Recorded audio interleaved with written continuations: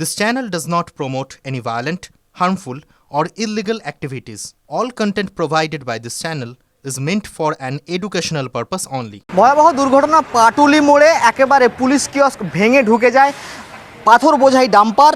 স্থানীয়দের মত অনুযায়ী রাত 11:15 নাগাদ বাঘাযতীনের দিক থেকে পাটুলির দিকে আসছিল এই পাথর বোঝাই ডাম্পারটি এবং ঠিক তখনই উল্টো দিকে ঢালাই ব্রিজের দিক থেকে একটি ছোট গাড়ি ইউটার্ন করছিল ঠিক এই মোড়ে। তখনই সেই ছোট গাড়িটিকে বাঁচাতে গিয়ে একেবারে সরাসরি নিয়ন্ত্রণ হারিয়ে পুলিশ কিয়স্কে ধাক্কা দেয় এই পাথর বোঝাই ডাম্পারটি এবং তখন আশেপাশে কেউই ছিল না। পরপর বেশ কয়েকটি চায়ের দোকান রয়েছে, অল্পের জন্য রক্ষা পেয়েছে সেই চায়ের দোকানগুলি।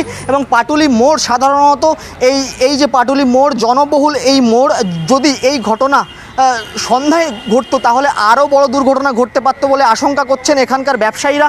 একটা মারুতি গাড়ি বাঁচাতে গিয়ে এখন এই গাড়িটার এই অসুবিধা হয়ে গেছে। মারুতি গাড়ি উনি এই দিক থেকে যাচ্ছে আর ও গাড়ি সিগন্যাল পেয়ে ও এদিক থেকে আসছে। এখন বাচ্চাটা কটা বাচ্চা আছে, ওদের বাঁচাতে গিয়ে এই অসুবিধা হয়ে ধরা পড়ে গেছে, নিয়ে গেছে থানাইতে মনে হয়।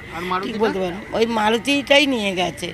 আর এই গাড়িটা বোধহয় এখানে দাঁড়িয়ে আছে কি বলতে পারবো না আমি এখন। গাড়িটা ওই দিক থেকে আসছে, সিগন্যাল ছিল বলেই তো ও চলে আসছে। আচ্ছা, চলে আসছে তখন ইউটার্নটা দেওয়ার পরেই ইনি আর কি দিশে খুঁজে না পেয়ে তখন যে তার সিগন্যাল ছিল না সেই গাড়ি ওকে বাঁচাইতে গিয়েই আর কি এই দিকে উঠে গেল গাড়ি। ছিলেন সব মিলিয়ে একেবারে ধুন্ধুমার পরিস্থিতি।